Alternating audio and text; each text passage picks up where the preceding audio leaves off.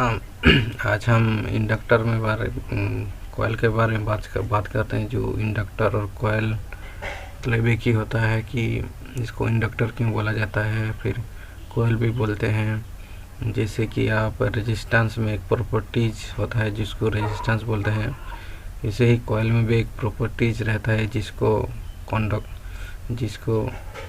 Inductance बोलते हैं। तो आज हम इस बारे में बात करेंगे, ये कैसे काम करता है और ये कहाँ कहाँ पे मतलब काम करता है, उस बारे में आज बात करेंगे।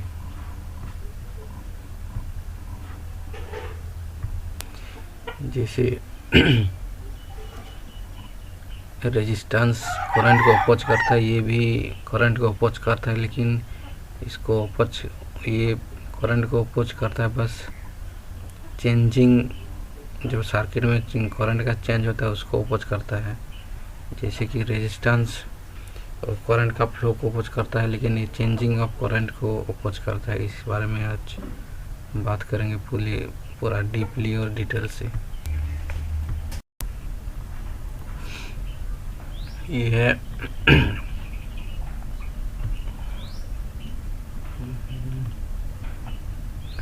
ये एक वायर है। अगर हम इस वायर में एक करंट को फ्लो करते हैं तो इस डायरेक्शन में अगर इस डायरेक्शन में करंट को फ्लो करते हो, इस डायरेक्शन में इस वायर के चारों तरफ एक मैग्नेटिक फील्ड जनरेट होता है। लेकिन मैग्नेटिक फील्ड जनरेट होता है, लेकिन ये मैग्नेटिक फील्ड बहुत कम होता है, लेकिन मान लो ना के बराबर बहुत कम ही होता है। इसलिए इसको थोड़ा मतलब ज़्यादा मैग्नेट फील्ड करने के लिए या फिर कुछ और पर्पज़ के लिए यूज करने के लिए इसको कोयल के रूप में तैयार किया जाता है। अब उसको अब जानेंगे कि वो कैसे तैयार होता है, कैसे काम करता है, उसका वर्किंग क्या होता है, कौन सा वोल्टेज देने में क्या होता है, एसी देने में क्या होता है, डीसी देने में क्या होता है। आज उसके बारे में हम पूरा डीपली बात करेंगे। ये है एक मैग्नेट, ये बार मैग्नेट, इसको बार मैग्नेट बोला जाता है। इसका आप देखिए, ये एस पोल, ये एन पोल। मैग्नेट में दो पोल होता है, एक्स पोल और एन पोल। उसमें क्या होता है, और ये चारों तरफ अपने फील्ड बनाए रखता है। अगर आपने यहाँ पे जो मैग्नेट में चिपक सकता है वैसे ही कुछ चीज़ यहाँ पे इस फील्ड के अंदर रखा तो ये अपने आप मतलब उसको खींच लेता है। तो उसके फील्ड में जो भी मतलब फेरोमैग्नेटिक सब्सटेंस बोलते हैं, जो मैग्नेट को मतलब जिस मटेरियल को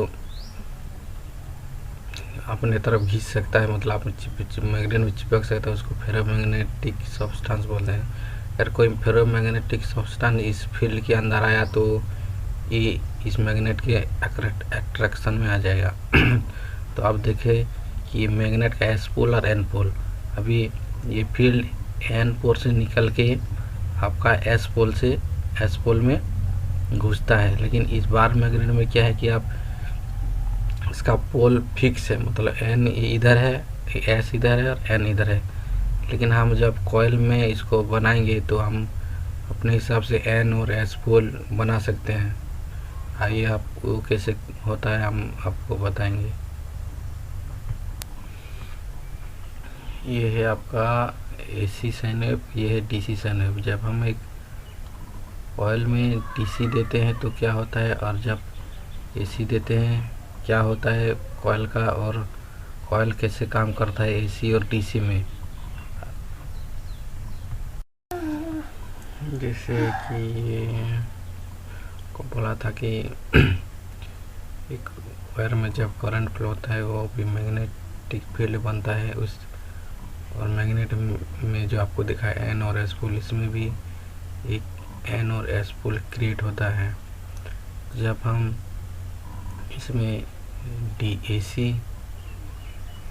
एसी सप्लाई देते हैं तब ये एन और एस पोल ये साइन वेव की तरह चेंज होता रहता है। कभी जब इस फर्स्ट वेव में जब करंट फ्लो होगा तो इस डायरेक्शन में फ्लो होगा तो मैग्नेटिक फील्ड ऐसे होगा, लेकिन जब साइन वेव चेंज हो जाएगा तो करंट का फ्लो उल्टा होगा। तो ये मैग्नेटिक फील्ड भी उल्टा हो जाएगा। मान लो यहाँ पे एस था, यहाँ पे एन था, तो वो उल्टा हो जाएगा। एन एस था तो एस एन हो जाएगा, एस एन था तो एन एस हो जाएगा। लेकिन डीसी में क्या होता है, जब हम यहाँ पे डीसी फ्लो करते हैं तो ये कांस्टेंट रहता है, यहाँ एन और यहाँ एस। मतलब एसी में क्या होता है, ये साइन भी पूरा चेंज होता रहता है। मतलब इसका 15 हॉर्स इंडियन के हिसाब से 15 होता है, ये चेंज होता रहता है। लेकिन डीसी में इसे यहाँ से फ्लो करो तो एन एस यहाँ एन यहाँ एस, अगर ऐसे फ्लो करो तो यहाँ पे एन यहाँ पे एस। लेकिन जब एसी में इसको चलाओगे तो ये एन एस होता रहेगा। तो अब इस मैग्नेटिक फील्ड की स्ट्रेंथ और कॉइल और इसकी मैग्नेटिक फील्ड की स्ट्रेंथ को बढ़ाने के लिए और इसकी इंडक्टेंस प्रॉपर्टी को बढ़ाने के लिए वायर को कॉइल के शेप में किया जाता है। आप उसको देखते हैं वो कैसे काम करता है।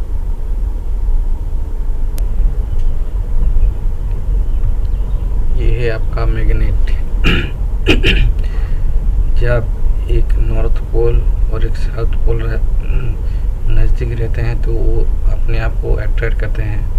अगर दोनों सेम पोल जैसे कि ये दोनों एन पोल अगर नज़दीक रहते हैं, दोनों को रिपेल करते हैं, मान लो धक्का देते हैं और ये दोनों अपने आप को अट्रैक्ट करते हैं। ये मैग्नेट का प्रॉपर्टीज है। तो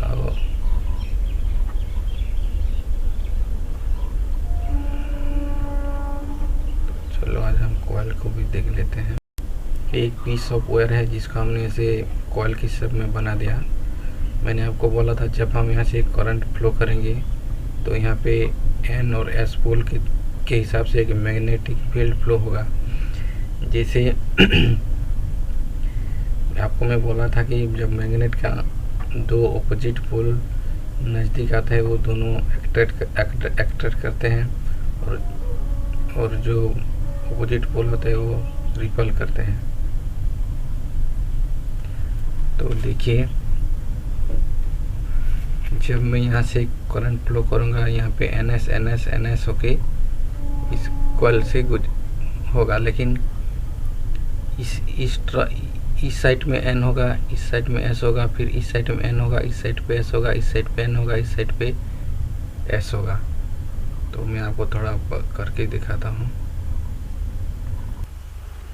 तो हम जब इसमें करंट फ्लो करते हैं तो इस कॉइल जो वायर जो पहले एन पोल और एस पोल था, जब इधर एन पोल एस पोल था, जब हम उसको इसे राउंड कर देते हैं तो ये ऐसे एन पोल एस पोल होकर इसे राउंड हो जाता है। जब हम मैग्नेट में देखिए मैग्नेट का जो प्रॉपर्टीज था वो एन पोल और एस पोल दोनों को एक्ट्रैक्ट करके एक पोल बन जाता है और ये सेम पोल को रिपल करता है। इसी हिसाब से ये एन एस का फ्लक्स एक हो जाएगा और इस एन एस का फ्लक्स एक होगी और यहाँ से और ये एक मैग्नेट बन के फिर ये ऐसे पूरा एन से एस तक पूरा एक फ्लक्स क्रिएट करा। जैसे कि यहाँ पे ये जैसे ये दोनों फ्लक्स एक हो गया, ये दोनों पोल एक हो गया और यहाँ से जैसे ये फ्लक्स जैसे घूम रहा है ये एन से ये एस तक, उस हिसाब से यहाँ भी ऐसे होगा। इस एन से इस एस तक आपका फ्लक्स जो मैग्नेटिक फ्लक्स या फिर फील्ड वो फ्लो होगा। लेकिन इस बीच में एक छोटा मैग्नेट मिल के एक बड़ा मैग्नेट हो जाता है। फिर इसको हम काम में ले सकते हैं, जैसे कि रिले में लगता है, फिर आपका जो कॉलिंग बेल जो पुराने टाइम कॉलिंग बेल उसमें लगता है। ज़्यादातर ये कॉइल का मैग्नेट रिले चीज में यूज होता है। लेकिन ये कॉइल आपका हर जगह में यूज होता है ट्रांसफार्मर, जैसे कि मोबाइल में भी, और जनरेटर। ये कोयल के बिना मान लो इलेक्ट्रिसिटी अधूरा है। मैग्नेट और कोयल के बिना इलेक्ट्रिसिटी अधूरा है। अगर इलेक्ट्रिसिटी नहीं है तो इलेक्ट्रॉनिक्स भी नहीं है। तो आज देखते हैं फिर ये क्या एसी में क्या होता है, डीसी में क्या होता है। जब हम इसमें एसी डालते हैं तो ये ऐसा हो जाता है, मान लो ये परमानेंट, ये एस और ये एन और ये एस हो जाएगा। लेकिन हम जब इसमें डीसी डालते हैं तो ये एन और एस पोल हो जाए परमानेंट। लेकिन हम जब इसमें डीसी डालेंगे उसका साइन वेव के हिसाब से एन एस चेंज होता रहेगा। जब इसमें एन एस चेंज होता रहेगा तब इसका करंट का फ्लो, जैसे कि आपको दिखा दूँ,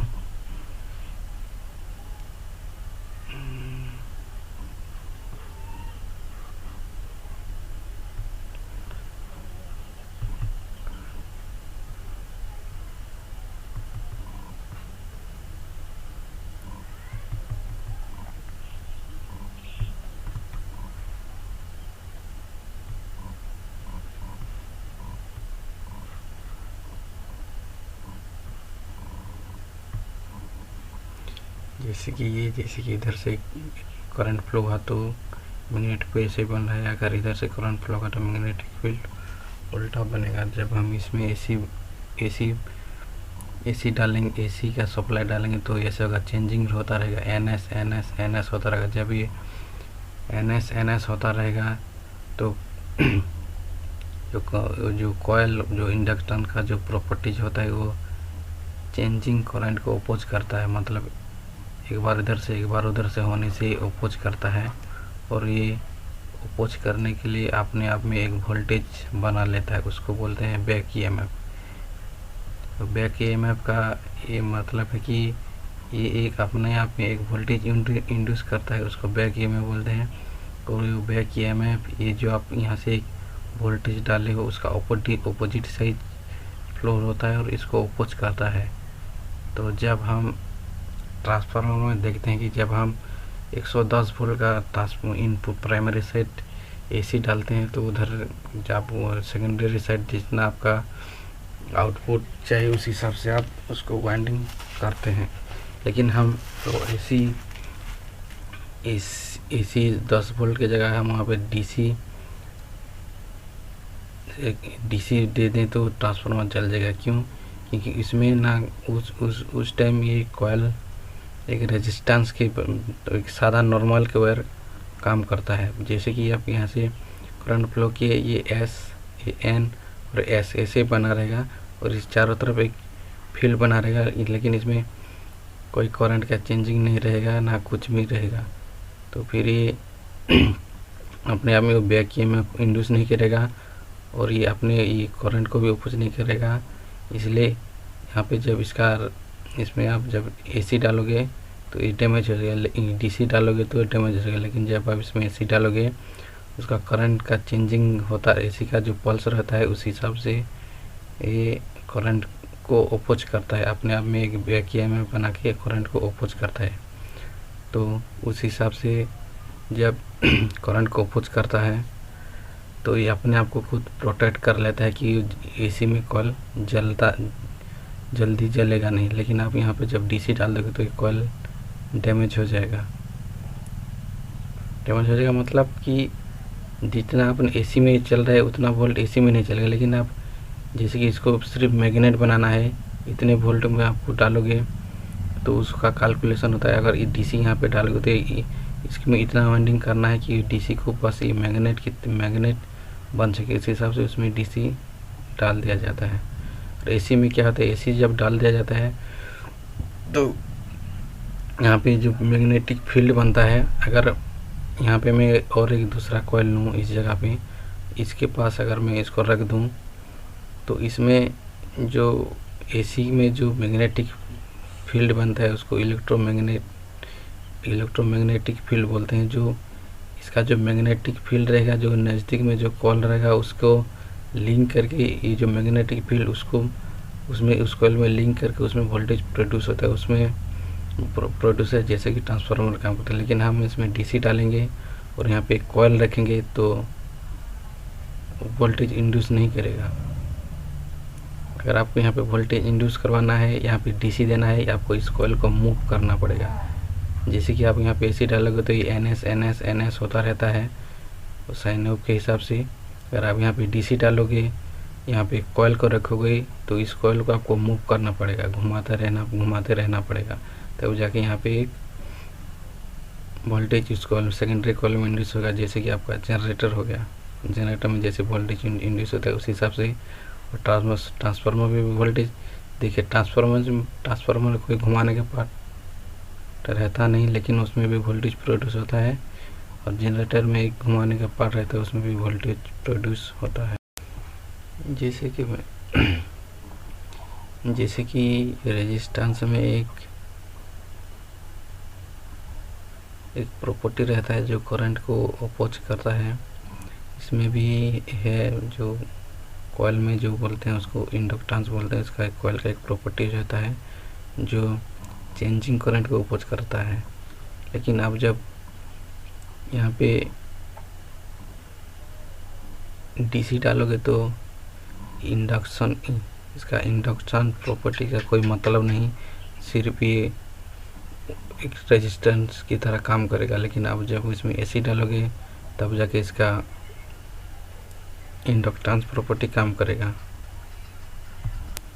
अब इलेक्ट्रॉनिक्स में तो इसका बहुत यूज होता है, वोल्टेज को स्विचिंग करने के लिए, बॉक बनाने के लिए, बूस्ट बनाने के लिए इसका बहुत यूज होता है। नेटवर्क को फिल्टर करने के लिए, और हाई फ्रीक्वेंसी लो फ्रीक्वेंसी को रोकने के लिए। जैसे कि हम इसमें हाई फ्रीक्वेंसी डालेंगे तो ये अपोज करेगा और इसको वहाँ से फ्लो होने नहीं देगा। लेकिन जब आप इसमें लो फ्रीक्वेंसी डालेंगे तो ये पास कर देगा, क्योंकि हाई फ्रीक्वेंसी आप डालोगे तो ये चार्ज हो जाएगा। जैसे कि जो बैक ईएमएफ में बोला था मैंने, इसे बैक ईएमएफ प्रोड्यूस करेगा, फिर वो अपोज कर देगा। लेकिन आप जिसमें लो फ्रीक्वेंसी डालोगे तो इतना वो मतलब अपोज नहीं करेगा और इसमें पास कर देगा।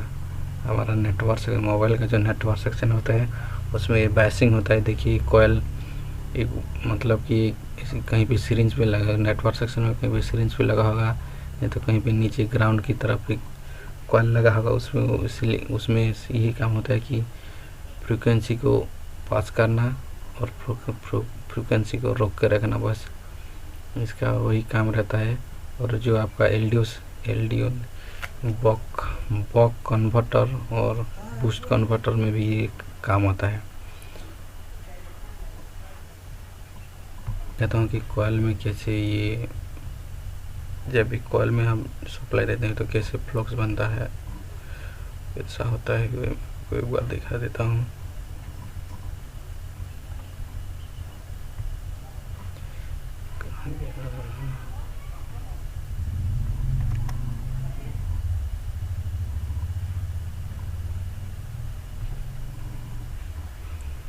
ये देखिए यहाँ पे एक डीसी सप्लाई है जो बैटरी यहाँ से ऐसे फ्लो हुआ। ये कॉइल है, देखो एक कॉइल है, इसमें कैसे आपका एक फ्लक्स बन रहा है।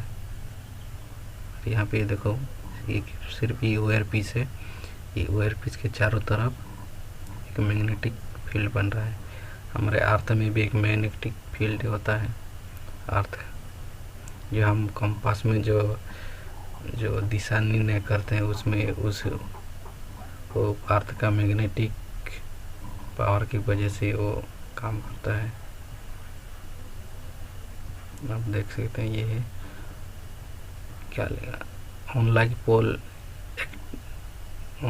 अट्रैक्ट इधर, लाइक पोल रिपेल इधर। आप जब दो मैग्नेट को नज़दीक लाओगे तो देखना कि वो इधर चिपकेगा या फिर दोनों को ऐसे धक्का देगा। अगर धक्का दे रहे तो समझ लेना नहीं दोनों पोल एक ही है, और अगर वो दोनों चिपक गया तो मान लेना वो एक एन पोल और ये एक एस पोल है।